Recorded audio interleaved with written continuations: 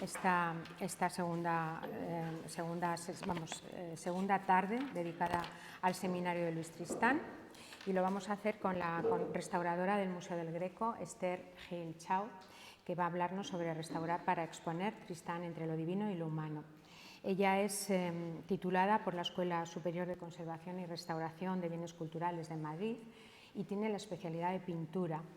Y entró en el Museo del Greco en el 2019 y desde ese momento pues, se ha encargado de la conservación preventiva, de la restauración, del bienestar, digamos, de las piezas de la colección y también de algunas otras piezas en depósito. Ha trabajado además en obras en Yepes, en La Guardia, ha metido el ojo, la lupa y la mano en obras de la época de la que estamos hablando, desde Luis de Carvajal, contemporáneo del Greco, a Orrente, a Tristán, es decir, que es una gran conocedora de las técnicas que se usaban, de los contrastes en cada pintor, porque cada pintor deja su señal, su firma, y estoy convencida de que nos va a dar una charla muy instructiva, porque ella ve lo que no vemos, que es todo eso que está por detrás del bastidor y debajo de la pintura. Gracias, Esther. Creo que es aquí, ¿no? Sí. A ver, vale, no sé si me oye. Sí. ¿Sí? Muchísimas gracias, Palma, por tu presentación. Gracias por estar aquí y buenas tardes a todos. Como ha dicho Palma, yo voy a hablar de los trabajos de restauración asociados al montaje expositivo de Tristán entre lo divino y lo humano. Y bueno, mientras se abre la...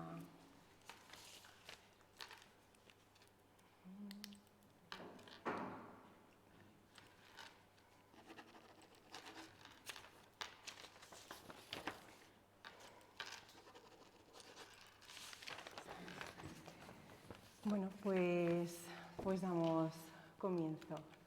Antes de entrar de lleno en los trabajos específicos de intervención directa sobre las obras, me gustaría hacer un inciso para recalcar la importancia que tiene la conservación preventiva en general dentro de las exposiciones temporales, porque son proyectos que sin duda nos acercan de una manera diferente a obras nuevas y a obras que conocemos, pero con un discurso distinto y en un contexto especial, pero al mismo tiempo ponen a esas obras que participan en la exposición en una situación que no es la habitual, las sacamos de su zona de confort.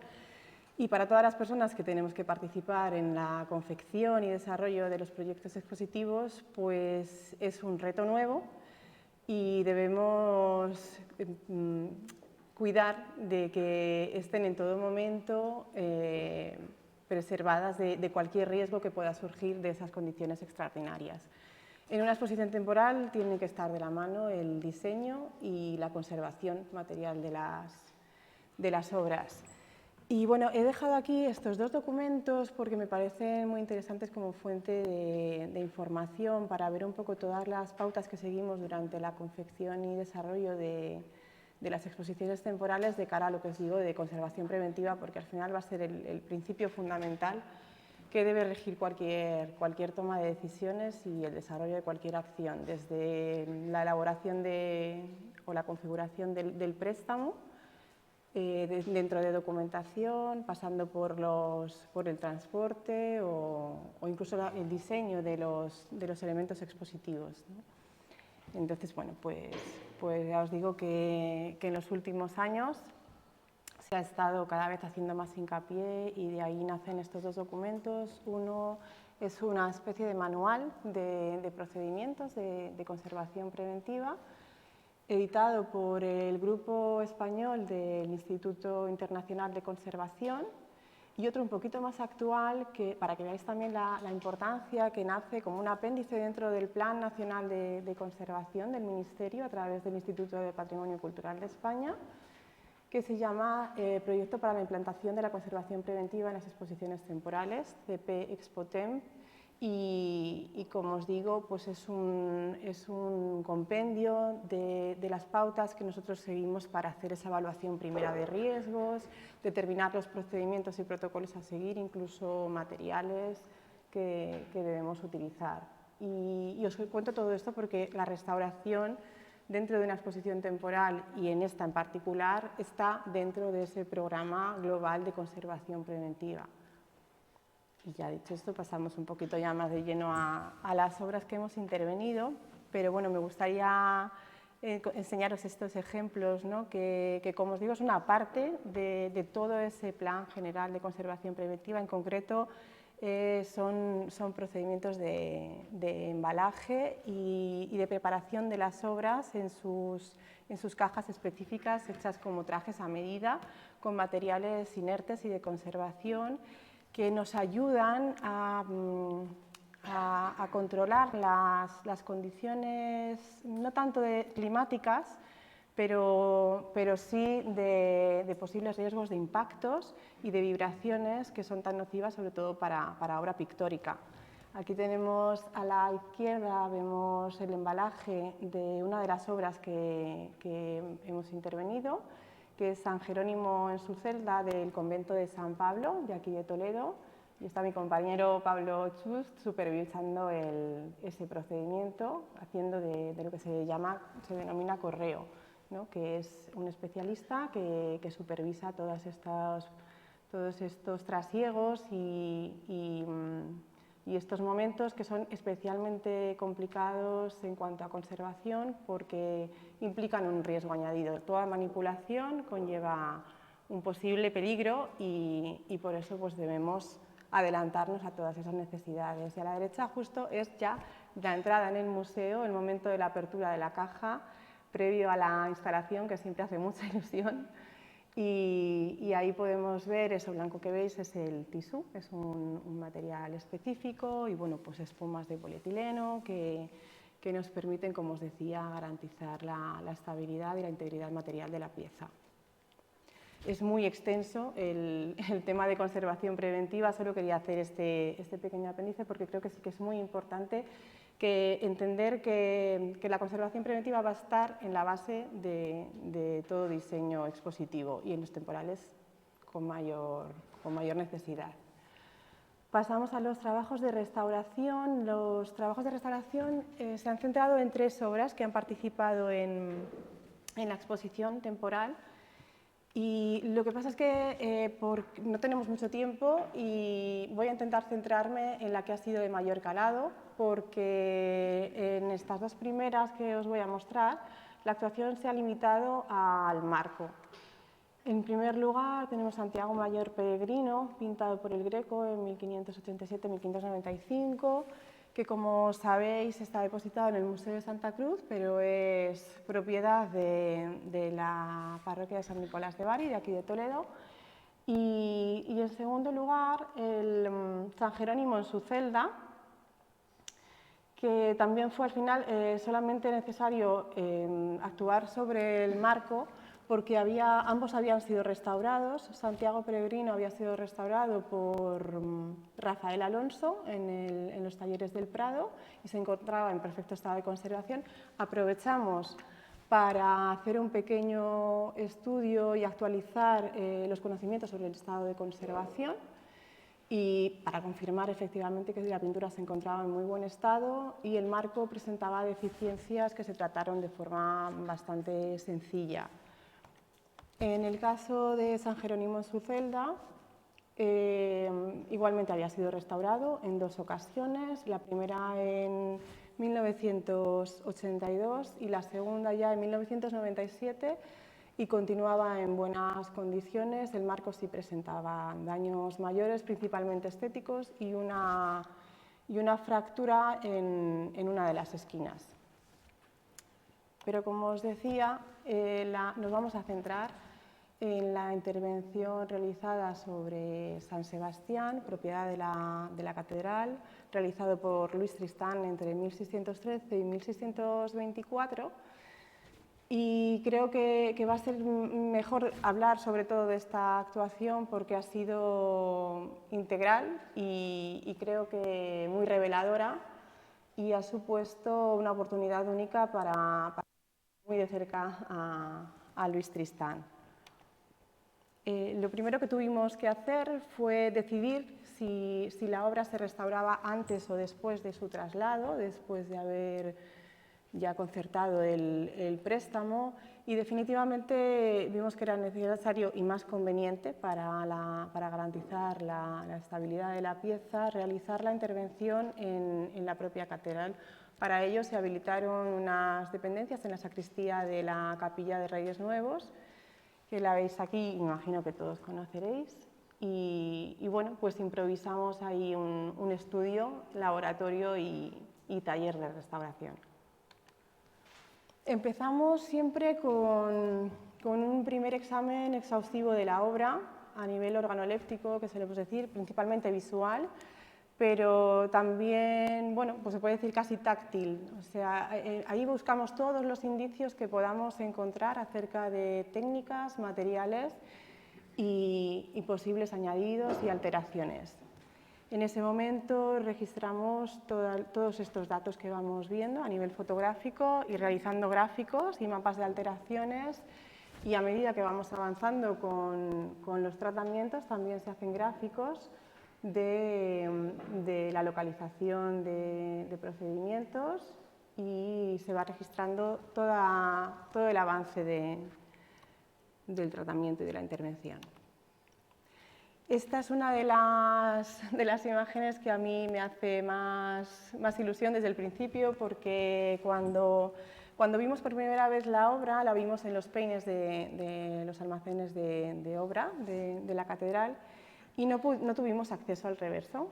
Y en el momento que llegó a este taller, a este nuevo taller dentro de la catedral y pudimos ver el reverso, descubrimos, para mi sorpresa, que no estaba reentelado, es decir, que el lienzo no había sido forrado, no había sido intervenido, que suele ser un procedimiento muy habitual que consiste en pegar una tela sobre otra para reforzar la tela original porque se encuentra en mal estado, y a nosotros los restauradores nos impide ver el tejido original. Por lo tanto, en este caso, al estar al descubierto y estar en cierto modo virgen,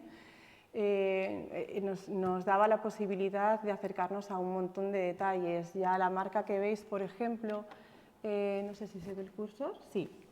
Aquí en horizontal nos está hablando, aparte de que aquí lo veríamos también en las cajas del bastidor, que tenía un travesaño horizontal este bastidor. También, por supuesto, descubrimos esta inscripción importantísima porque nos abría una línea de investigación nueva que podía acercarnos al conocimiento de quién fue el comitente y el origen del encargo del cuadro, ¿no? Y de hecho todavía sigue abierta esa línea de investigación y mis compañeros están ahí acercándose a nuevas informaciones sobre este tema tan interesante. Luego, al mismo tiempo, seguimos viendo los detalles del reverso y encontramos indicios de que el propio bastidor, me imagino que todos sabéis lo que es, pero por si acaso, esta estructura que soporta el lienzo, era también posiblemente original, y esto es verdaderamente relevante, ¿no? Porque siempre han sido desechados y no conservamos en la mayoría de las obras de esta época bastidores originales, y al final es un dato que nos aporta mucha información sobre la tecnología, las preferencias de los pintores a la hora de montar sus soportes, e incluso por qué pueden derivar en determinadas lesiones que luego veremos en el propio tejido. Este bastidor es un bastidor fijo, característico del siglo XVII, se llama fijo porque los ensambles no permiten abertura como los nuevos, que tienen un sistema de cuñas que permiten estirar, digamos, ampliar las dimensiones del bastidor, y de esa manera nos permite a los restauradores retensar el lienzo. Pero en este caso no son así y no permiten ese retensado y generan pues que los lienzos a veces pierdan su tersura y se deformen. Al mismo tiempo encontramos indicios, como vamos a ver aquí, de sujeciones del propio marco. O sea, ya teníamos como 3 elementos principales solo mirando el cuadro por el reverso, ¿no? Por un lado, la inscripción que nos relacionaba con el origen del encargo. Por otro lado, que el bastidor era muy posiblemente el bastidor original, hablando de los materiales que el propio pintor Luis Tristán elegía para la configuración de sus soportes en el taller, y además el enmarcado, que igual el marco es otro elemento, al igual que los bastidores, que se pierde, desaparece con mucha... Es muy habitual cambiarlos y modificarlos por modas, por gustos, por tamaños, entonces, bueno, pues todo ello redundaba en la originalidad de la pieza, revalorizándola si cabe. Al mismo tiempo, los reversos, bueno, esto lo he puesto como detalle, pues casi siempre encontramos tarjetas o etiquetas identificativas de haber participado en exposiciones o en otros proyectos, y nos habla al mismo tiempo no solo de lo que hablábamos antes, era de la tecnología, aquí nos habla de la vida, de la propia vida de la obra y el devenir, ¿no? Aquí tenéis un detalle que me parecía muy interesante, porque estas capitas que veis por aquí encima, de esta tachuela, que es el elemento con el que se sostiene o se sujeta el lienzo al bastidor en el canto, el hecho de que esas capas de pintura estén sobre la tachuela a mí me está contando que no ha sido en ningún momento desmontado ese lienzo, por lo tanto estamos ante el bastidor original, me lo confirma. Y como os digo, bueno, pues es un dato añadido. Al observar en el reverso empezamos a ver pues, un poco todo lo que os comentaba al principio dentro de este primer examen. Empezamos a ver lesiones como estas deformaciones que pueden venir de impactos desde el reverso, cómo estaba la pintura en la zona inferior, esos microcraquelados, gotas de cera, el detalle, ¿no? de la firma. Con esto quiero decir sobre todo que al final ese primer examen visual que parece muy superficial ya nos da muchísimos indicios de lo que queremos buscar y de lo que necesitamos saber sobre la obra, tanto de características técnicas y materiales como de su estado de conservación. Y nos va a dar un poco las pautas para elegir los estudios ya más en profundidad físico-químicos que vamos a ir realizando e ir configurando una primera propuesta de tratamiento. Aquí, por ejemplo, otros detalles que me parecen bastante significativos, porque como veis aquí, pues ya estoy viendo incluso la dirección de la pincelada, cómo trabaja las luces, cómo va trabajando las sombras.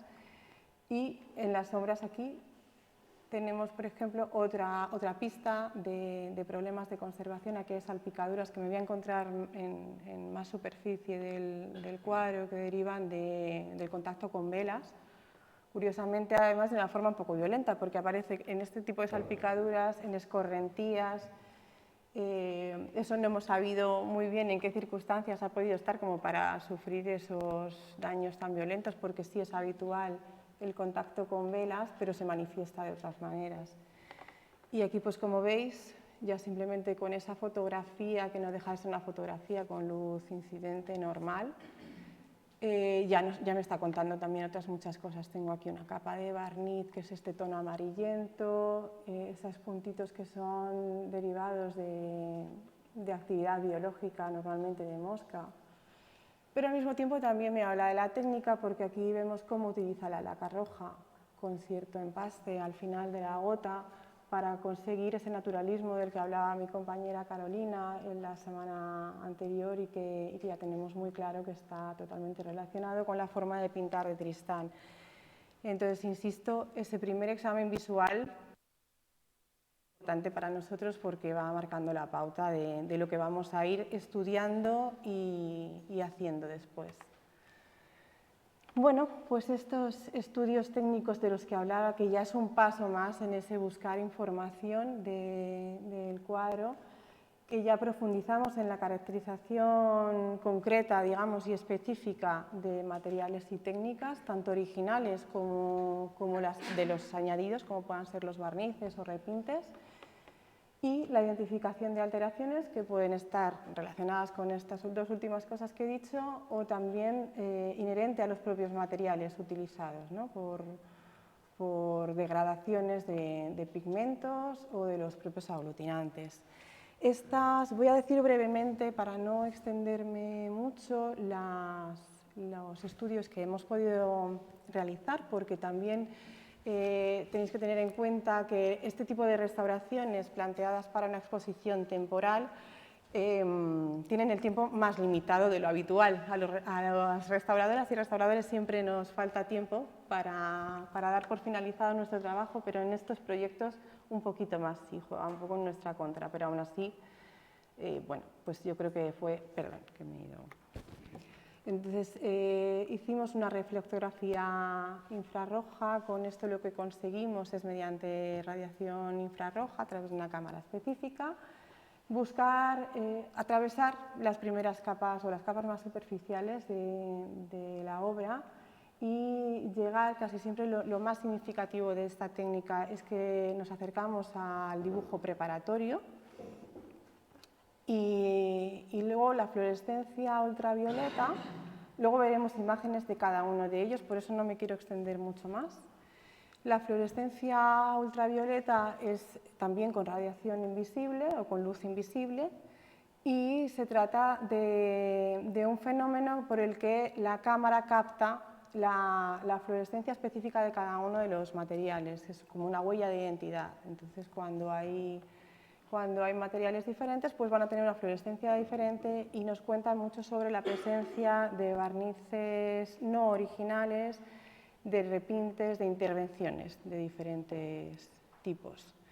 Ya pasamos a los estudios analíticos de laboratorio, que pueden ser del análisis de fibras textiles para ver la naturaleza y tipología del lienzo utilizado en esta obra por Tristán. Suelen recurrir los pintores casi siempre al mismo tipo de tejido, pero no siempre. O sea, en este caso sí que además lo hemos podido identificar bien. A veces si es cáñamo o lino, hay confusión, pero aquí el químico parece que está bastante seguro y luego veremos de qué se trata. Y otro de los análisis más importantes en pintura para nosotros y nosotras los restauradores y restauradoras es el análisis estratigráfico y de composición de pigmentos y aglutinantes, porque nos cuenta la secuencia en la que han sido aplicadas esas capas y nos interesa mucho tanto de cara a la conservación y a los tratamientos que vamos a realizar, pero también porque nos acerca a la manera de pintar y entendemos un poquito mejor el funcionamiento de la obra. Vamos a ir viendo, a partir de estos estudios técnicos, como nos hablan mucho o nos cuentan mucho sobre la técnica, voy a ir enlazando un poco el estudio con lo que nos aporta y vamos ya perfilando un poquito lo que hemos podido descubrir sobre la técnica de Luis Tristán. Esta es una imagen de reflectografía infrarroja, esa que os decía, es la que solemos hacer para descubrir dibujo preparatorio, entre otras cosas, pero bueno, por concretar un poco. Y aquí ya nos está hablando también de densidades y de dirección de pincelada. No encontramos dibujo preparatorio como tal.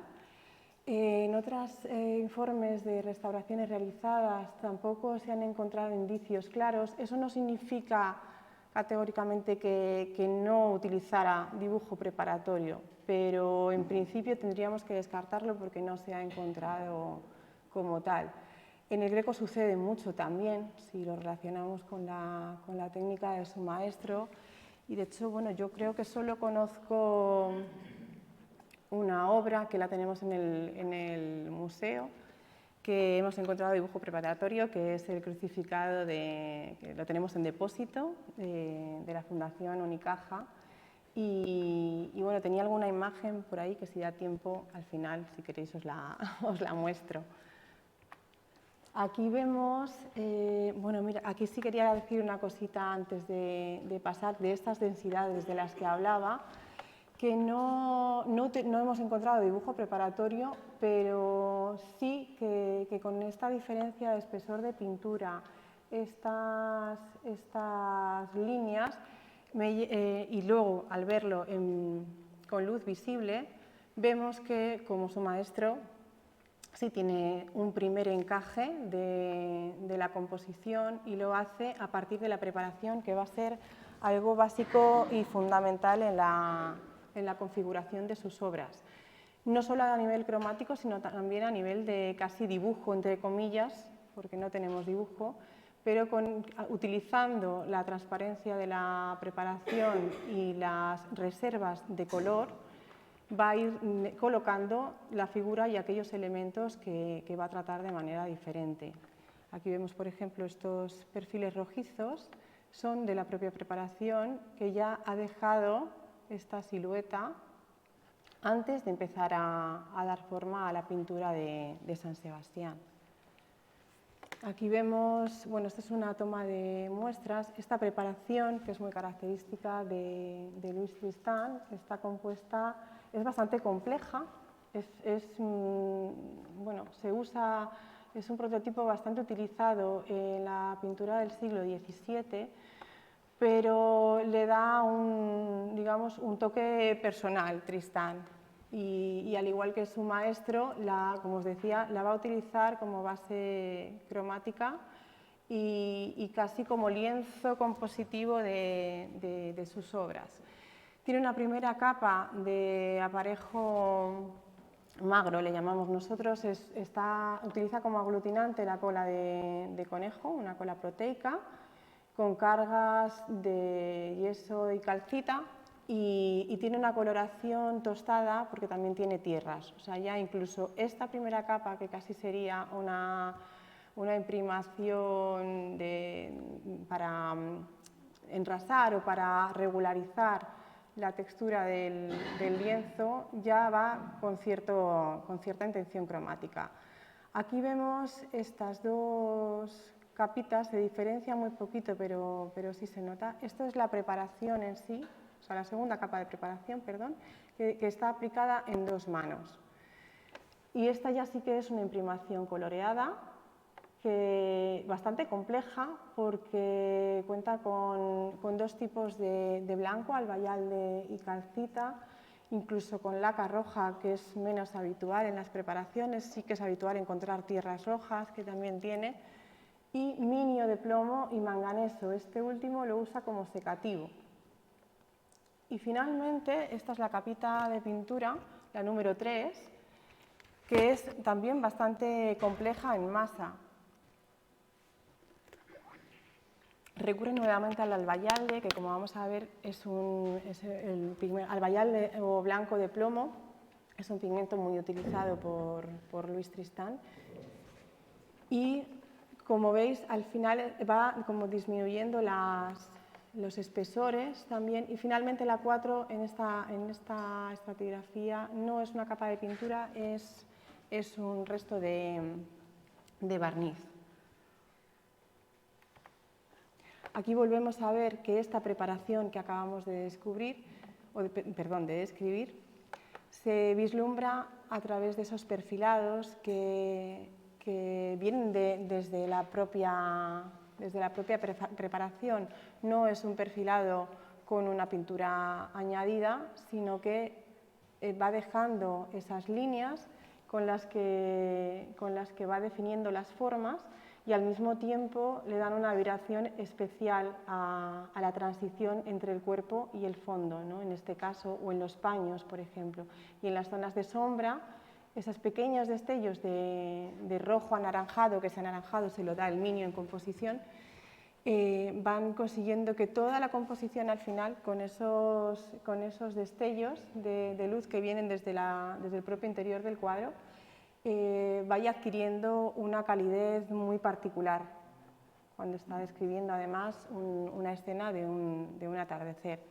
Aquí empezamos a ver ya también que va a ser diferente la densidad que encontramos en los fondos de la que encontramos en las figuras o el paño. Otro elemento que utiliza, u otro recurso, mejor dicho, que utiliza, que no es un dibujo, pero que le sirve para encajar, es dentro de esas reservas de color, es como una especie, es como si utilizara en verdad una plantilla, no me atrevería a decirlo, pero este reborde que vemos aquí, esta fotografía está hecha con luz rasante, por eso se ve así, pero nos sirve para ver texturas, deformaciones y posibles relieves, como estamos viendo. Aquí lo utilizamos mucho también para para ver la densidad y las direcciones de los trazos de pincel. Y en este caso, como os decía, quería ponerla porque aquí se ve un borde resaltado, no sé si lo diferenciáis bien, y por aquí también, que es como si hubiera puesto un elemento y sobre ese hubiera aplicado el fondo, la pintura del fondo. El fondo además tiene una densidad bastante menor que la pintura que luego define la base de las carnaciones de San Sebastián.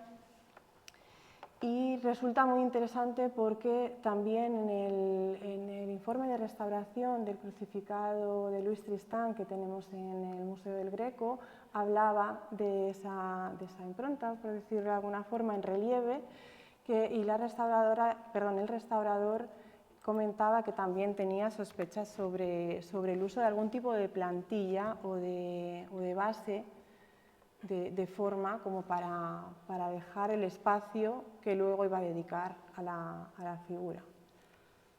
La figura, bueno, aquí es un poquito lo que os decía de la diferencia de pincelada, que va dejando transparentar la preparación. Aquí hay otra reserva, si lo veis, con respecto al árbol. Aquí vemos otro tipo de pincelada, más pequeñita. A mí todo esto me parece muy interesante porque según vas cambiando de zona y de elemento del cuadro, y eso que es una composición bastante sencilla porque se centra en la figura principal, pero aún así en todos los rincones hay detalles diferentes de cómo van utilizando la direccionalidad y la densidad y el tamaño incluso de las pinceladas para conseguir los recursos que quieren, ¿no?, los pintores. Aquí, insistiendo en esa diferencia de pinceladas, este elemento, por ejemplo, este nudo, ya está por encima de la carnación. O sea, al final vamos viendo como diferentes recursos de cómo va superponiendo o no superponiendo las capas, sino dejando reservas y transparencias de la propia preparación. Y aquí vuelve a utilizar el blanco de plomo. Aquí sí que lo utiliza prácticamente puro y las sombras se hacen sobre esa base de blanco.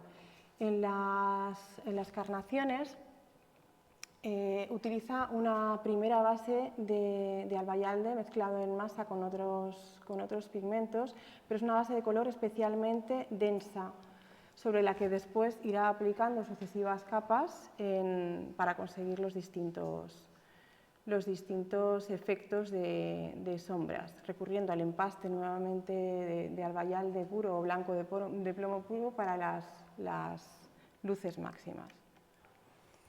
Aquí tenemos otro ejemplo de otro tipo de pincelada, por decirlo de alguna forma, que incluso deja gota. He puesto pero en verdad en los otros elementos vegetales o en los otros árboles también lo hace de esa manera, incluso con escorrentía de gota, y son originales. Estos verdes también son muy interesantes y nos vuelven a recordar al Greco, que bueno, como todos sabéis, fue su maestro, porque recurre a un pigmento bastante complicado que fue muy usado por los pintores, pero no todos consiguieron la estabilidad que consiguió el Greco, que es el resinato de cobre, porque es un tanto inestable. En este caso, al estar mezclado con albayalde, aunque no se vea, pero sí se reconoce porque no tiene esa transparencia que suele tener o esa viveza, está mezclado con este pigmento y lo hace un poquito más estable. El blanco de plomo siempre ayuda a minimizar el riesgo de alteración de pigmentos que son un poco más activos, como son los óxidos metálicos. Aquí he querido poneros un poquito el resumen de los pigmentos que hemos identificado en los análisis que fueron realizados por un laboratorio externo con el que colaboramos en ocasiones en el Museo del Greco, la Arcoquímica y Arte. Y como veis, el blanco de plomo, el albayalde, por supuesto, está utilizado como pigmento y como carga, igual que la calcita e incluso el yeso.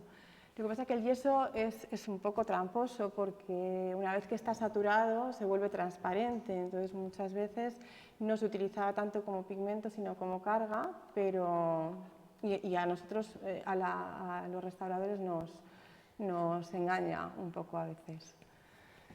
En los negros es negro carbón, que también hay una pequeña presencia, se han encontrado trazas en la preparación. Los rojos, laca roja, como hemos visto, para la sangre, incluso en algunas zonas de la preparación.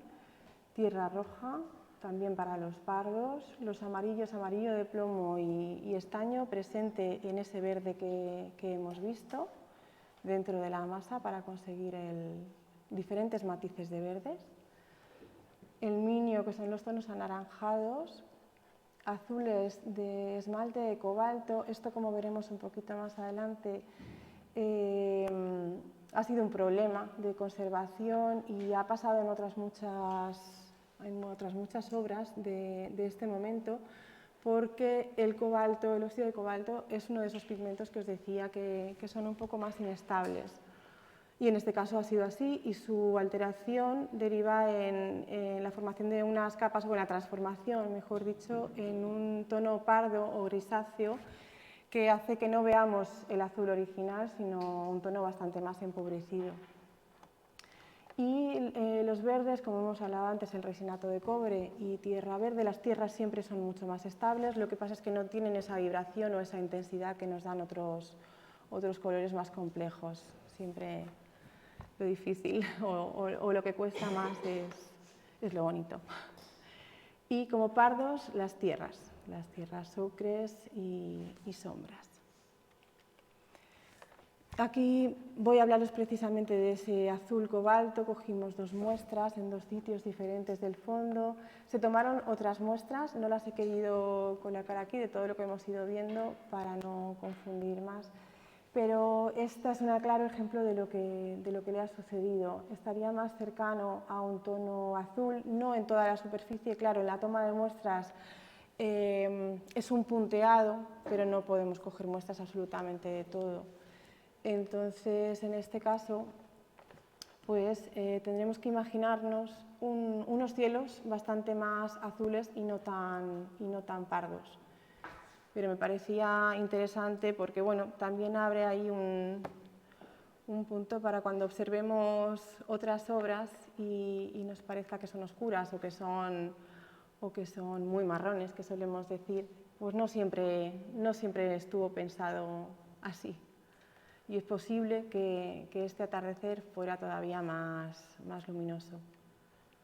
Esta es la obra antes de la restauración y esta es después. Una cosa que yo creo que también me ha llamado mucho la atención, hablando de luces y color, es que después de la restauración la luz es como si emanara de la propia figura, ¿no? Y concentra muchísimo la atención sobre ella a través de eso, y eso lo consigue en gran parte, ese naturalismo del que hablaba Carolina la semana pasada, Carolina Tobella, lo consigue, yo creo que en parte gracias a esas primeras bases de pintura densa de Albayalde, en aquellos elementos que quiere poner en el foco de la luz, como es la figura de San Sebastián. Este es ya el último detalle que quería compartir del tema de analíticas, que es precisamente el examen de las fibras. Esta es una imagen de microscopio, una sección transversal y los haces de fibras. Aquí, como os comentaba al principio, nos confirmó el laboratorio que se trataba de cáñamo. El cáñamo se supone que es como un puntito menos sofisticado que el lino y un poco menos estable, pero también es más fuerte, más rígido, tiene más consistencia. Y en este caso, a juzgar por el estado del lienzo, desde luego ha tenido éxito la elección porque se encontraba bastante bien. Esto que veis aquí es un cuentahilos, que dentro de este primer examen organoléptico lo utilizamos para ver la densidad del tejido. Así, de manera superficial, pues igual nos da información sobre la consistencia Y bueno, pues es un dato más sobre esos materiales que puede haber elegido el pintor, que como os digo no siempre es el mismo, pero sí nos puede dar unas pautas de preferencias. Y al mismo tiempo a las personas que nos dedicamos a la conservación y restauración pues nos sirve para ver también cómo van respondiendo esos materiales, si tiene mucho que ver la densidad o no en un tejido Bueno, pues yo creo que vamos a pasar ya directamente al estado de conservación, aunque hemos ido adelantando algunas cositas a través de los estudios técnicos. Esta es una imagen de la obra en una de las visitas que realicé con mis compañeros Pablo Blanco y Carolina Tobella, coordinador y comisaria de la exposición. Y se encontraba, como os decía, en los peines de los almacenes de colecciones de la catedral. Y aquí se ve perfectamente cómo ese destensado del lienzo, derivado de, bueno, pues seguramente de cambios medioambientales, que ha hecho que haya variaciones dimensionales del lienzo por movimientos de higroscopicidad, es decir, de absorción y desorción de humedad del ambiente, pues ha ido haciendo que el lienzo vaya cogiendo flacidez y al no tener la posibilidad de tensarlo con ese bastidor que no lo permite porque tenía los ensambles fijos y tiene clavado un marco, por lo tanto, aunque los tuviera móviles tampoco nos dejaría tensarlo, pues se encontraba con esas deformaciones que aparte de un problema estético puede derivar en un problema grave de conservación para la pintura. Aquí vemos, este no he hablado de él, es una fotografía de la fluorescencia ultravioleta. He preferido dejarlo en este apartado porque nos habla pues, de todos los añadidos y alteraciones derivadas sobre todo de antiguas restauraciones o de antiguas intervenciones, de las que no tenemos constancia o documentada, pero está claro que fue intervenido en algún momento. Aquí, por ejemplo, esto que veis más oscuro, nos cuenta enseguida que aquí hay un repinte o un retoque cromático que está realizado con materiales diferentes a los originales y con posterioridad, por supuesto, y se muestra con esta tonalidad parda o morada oscura. Aquí sucede lo mismo. Y luego nosotros lo vemos así y cuando te acercas ya es muchísimo más fácil identificarlo y poder estudiarlo y tratarlo. Aquí, como veis, todo este velo violáceo que se ve sobre la totalidad de la superficie son barnices, capas muy densas de barniz aplicadas de forma irregular, con escorrentías y chorretes, si me permitís la palabra. Y todo esto que veis por aquí también eran bigotes de cera y de intervenciones que estaban un tanto ocultas porque toda esta zona de aquí estaba muy oscura, toda la franja del fondo inferior del suelo estaba sumamente oscura y estaba bastante repintada. Aquí teníamos una reintegración, una laguna que se produjo en algún momento anterior a nuestra intervención, que había sido estucada y reintegrada con acuarela, esta sí, o sea que se había hecho relativamente, seguramente era una actuación relativamente reciente, pero como os digo no teníamos documentación sobre ella. Aquí vemos nuevamente esos puntitos que veíamos al principio, que se corresponden con excrementos de mosca. Había alguno que no aparece en esta imagen, que era como más en forma de gota, podría ser incluso micción de murciélagos. Tampoco hemos podido encontrar información sobre dónde había estado la obra, pero en la catedral lo he encontrado más veces. Sí. Bueno, es habitual, porque también al final el devenir de estas obras y los lugares por donde han pasado y luego momentos por los que han pasado que no se tenía esta concepción ya de conservación y de cuidado, pues la verdad es que muchas de ellas sorprende que lleguen a nuestras manos en tan buen estado, a pesar de las lesiones que muestran. Este creo que también es una foto muy significativa de cómo se encontraban todos esos barnices que os he mostrado, que podíamos ver en la imagen de ultravioleta.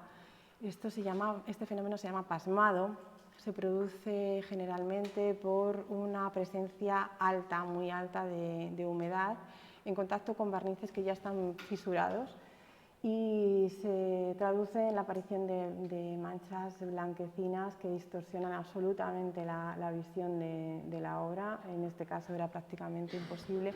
Es verdad que esto es más violento porque fue después de un tratamiento de consolidación, un empapelado, ahora os explicaré durante el desarrollo de los trabajos en qué consiste, pero incluso casi ya desde el principio se intuía que este era un problema bastante grave.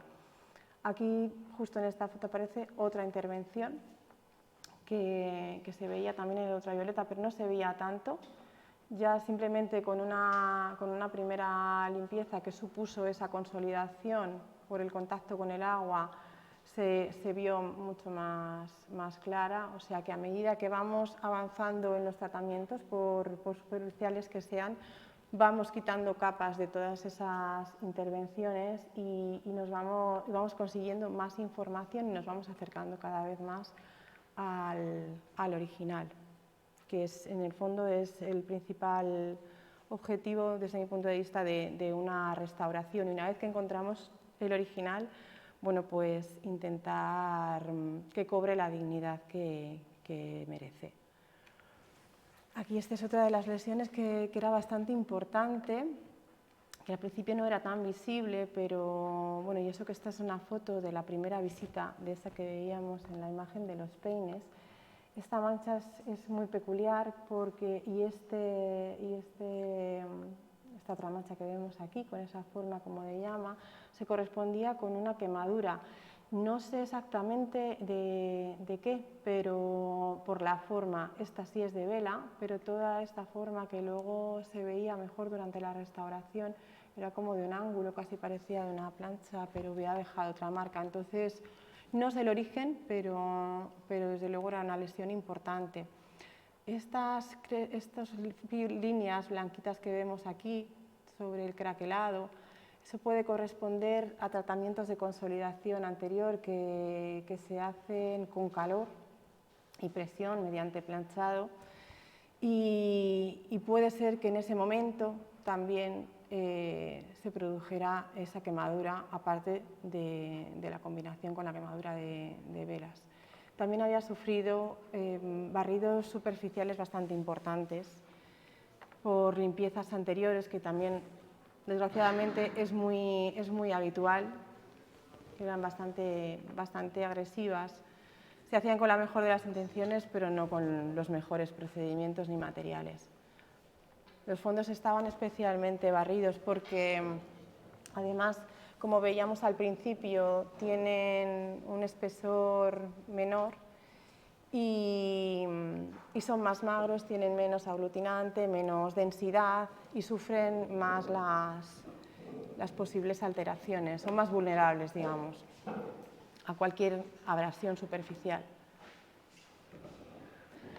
Aquí vemos otra muestra de esas limpiezas que os decía. Estos puntitos, aparte de suciedad acumulada después, se generan por esas limpiezas y son en la cresta, digamos, o en los nudos de la tela o en los encuentros de trama y urdimbre de la tela.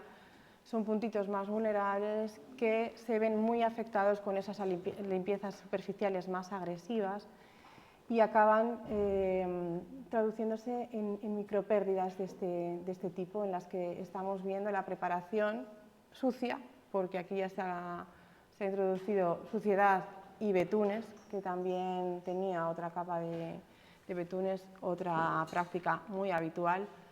Primero se limpiaban muchísimo, sobre todo se sacaban las luces de manera muy exagerada, no eran limpiezas progresivas, eran limpiezas efectistas. Entonces, para conseguir como más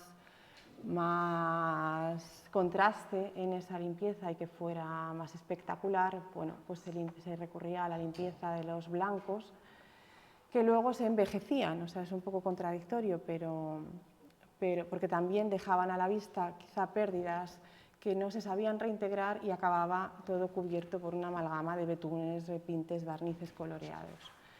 Y igualmente es algo muy habitual en pintura, encontrarnos con esos métodos. Aquí vemos en detalle también, este es un latigacillo que tenía en el pecho, que era un repinte que también veíamos, no sé si recordáis, en la fluorescencia. Y bueno, pues esas son un poco las capas a las que nos teníamos que enfrentar después en la limpieza. Este es un detalle de aquella laguna que veíamos en la fluorescencia. Esta, como os decía, sí que estaba estucada con estuco tradicional de cola orgánica y yeso, y reintegrada con acuarela. Aquí también vemos en este ángulo nuevamente escorrentías de vela. Aquí las velas han quemado la pintura y ha acabado por desprenderse. En fin, la verdad es que en un primer momento no parecía que estuviera tan mal, pero verdaderamente luego estaba bastante alterado. Sí que conservaba un alto porcentaje de pintura original, y el hecho, como decíamos, de que conservara el lienzo sin tocar y el bastidor, pues también era muy importante. Pasamos ya directamente a ver cómo hemos tratado todas esas alteraciones y daños.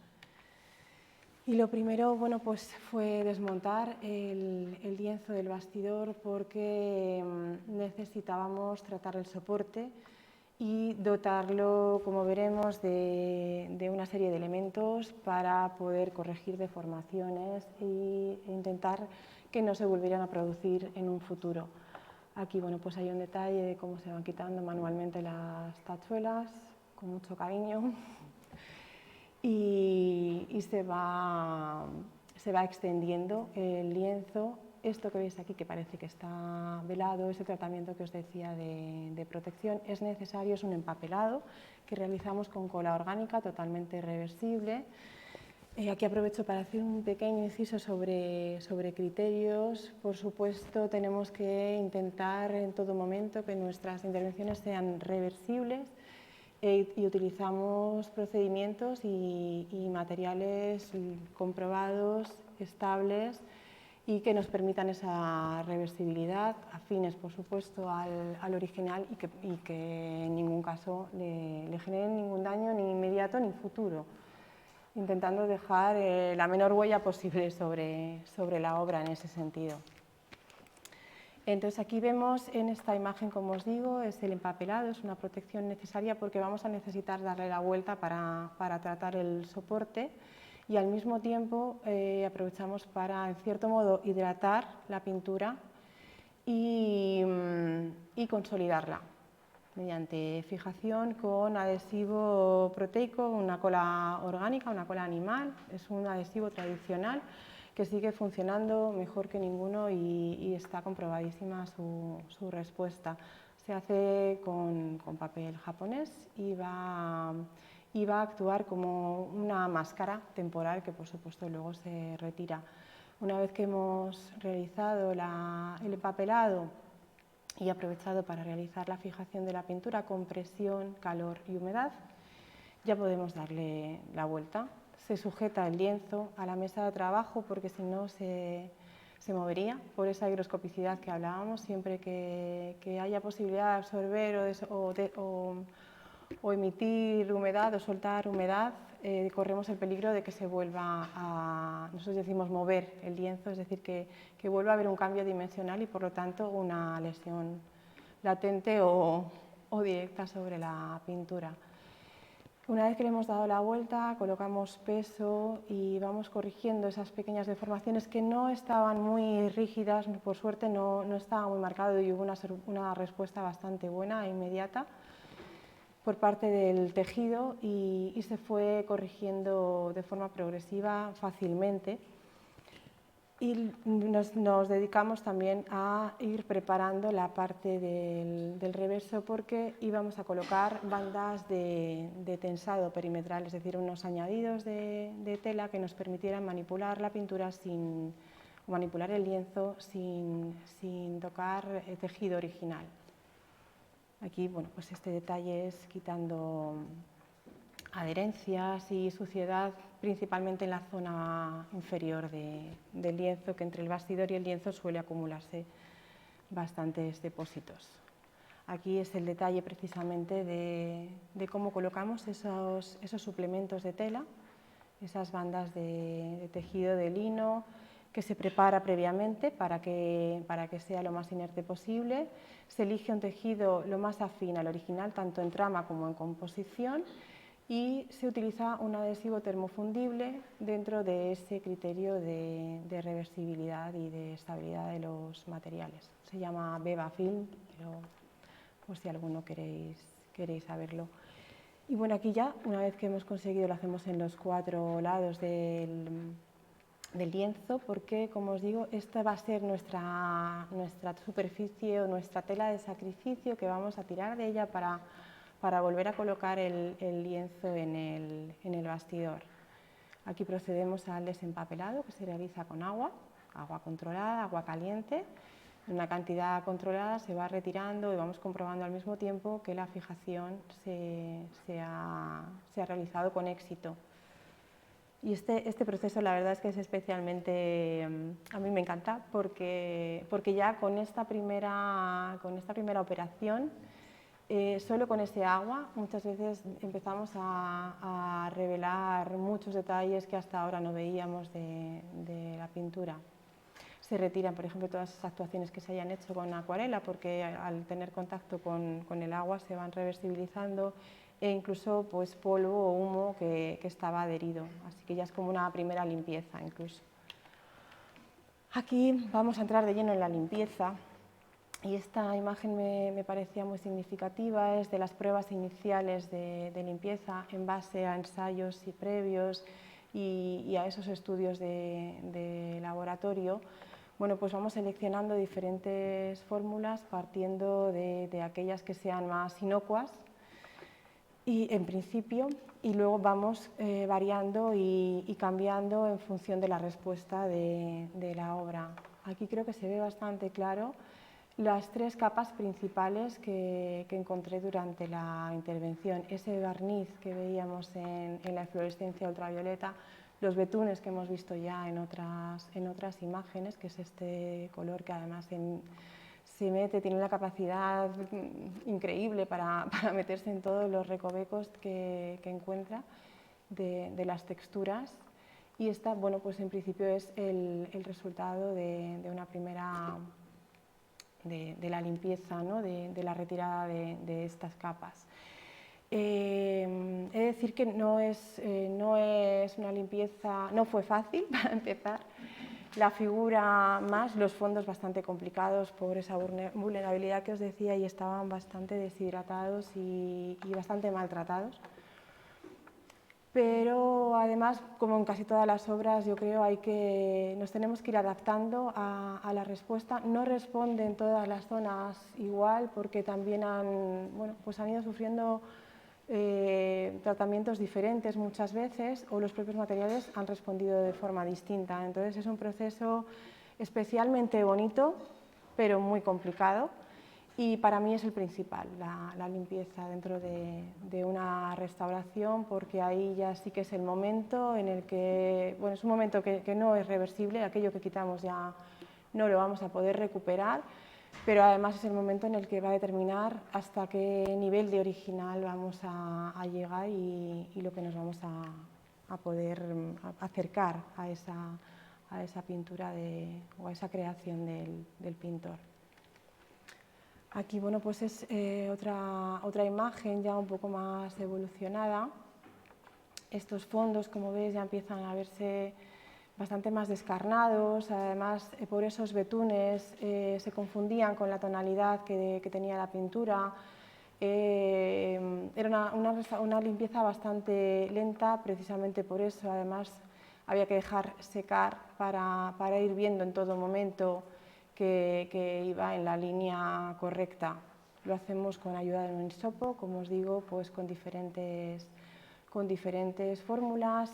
En principio, para adelgazar las capas tan gruesas de barniz, usamos una solución de White Spirit y alcohol. Bueno, es una fórmula bastante sencilla y habitual que es bastante, no profundiza mucho, pero es bastante efectiva. Y me iba permitiendo el ir adelgazando y hacerlo de manera controlada y progresiva, que siempre es lo recomendable para controlar en todo momento el alcance de la intervención. Aquí es un detalle ya de una zona más limpia y limpiando precisamente o retirando los puntitos que veíamos y las concreciones más pequeñas que tienen otra densidad, y en lugar de incidir con disolventes, que siempre conlleva un riesgo y puede redundar en agresiones a la pintura, mecánicamente es más lento, pero es mucho más preciso e infinitamente más controlado. No se puede extrapolar a un cuadro tan grande, no es que sea de muy grandes dimensiones, pero es lo suficientemente grande como para hacerlo mecánicamente en todo, y también tiene sus riesgos, claro, la limpieza mecánica. Tiene que tener la pintura una consistencia y una adherencia adecuada, porque si no puede ser incluso peor que la limpieza química. Aquí esta imagen era un poco para ilustrar esa complejidad que os comento de la limpieza en los fondos, que me fue necesario ir recurriendo también a la visión con ultravioleta para que me fuera archivando, en cierto modo, qué capas o por qué nivel iba de limpieza, lo iba contrastando y me iba ayudando a ir definiendo ya el tratamiento, bueno, más que definiendo, avanzar el tratamiento. Y en contraposición, ya una vez que estaban retiradas todas esas capas tan densas, seguía persistente las gotas de cera, que nuevamente tenía que recurrir a una limpieza mecánica. En este caso, en la imagen veis un rascador de dentista. Bueno, pues en un taller de restauración tenemos todo tipo de utensilios, casi ninguno ha sido creado específicamente para esta profesión. Sí, perdón. Bueno, voy a ir un poquito más deprisa, perdón. Bueno, esto ya ha sido la fase de estucado. Hicimos precisamente para que se integrara mejor de cara a la reintegración cromática un molde de látex que ayuda a eso precisamente, y pasamos a la reintegración cromática de todas las pérdidas estucadas y aquellos desgastes de los fondos. Se hizo con una primera base de acuarela y finalmente, después de una primera capa de barniz, se retocaron con pigmentos al barniz sobre los barridos superficiales. He puesto aquí estas imágenes simplemente para ilustrar los daños del marco, que también se restauró, pero bueno, y el tratamiento consistió principalmente en cerrar todas estas zonas descarnadas y daños y fisuras, y el estucado, limpieza y reintegración de los dorados. Se adecuó el bastidor para poder conservarlo, haciendo cajas para las cuñas de tensado, y se volvió a colocar el travesaño central que daba más consistencia, rebajando la arista interior para evitar que se transmitiera al lienzo y creara la típica marca, bueno, que ya la tenía, pero que no reincidiera sobre ese daño. Y finalmente lo recibimos en la exposición, y creo que, bueno, que hemos podido disfrutar de una imagen pues muy fidedigna o lo más cercana al original. Ha sido una ocasión única para poder acercarme como profesional a Luis Tristán, que dentro de mi trabajo en el Museo del Greco, pues es un pintor con el que tenemos una estrecha relación, y esta actuación ha servido para acercarme un poquito más, y creo que nos ha servido a todo el equipo para estrechar lazos con este pintor que consideramos de la casa. Y bueno, pues yo creo que con esto ya me despido. Espero que os haya resultado interesante. Muchísimas gracias.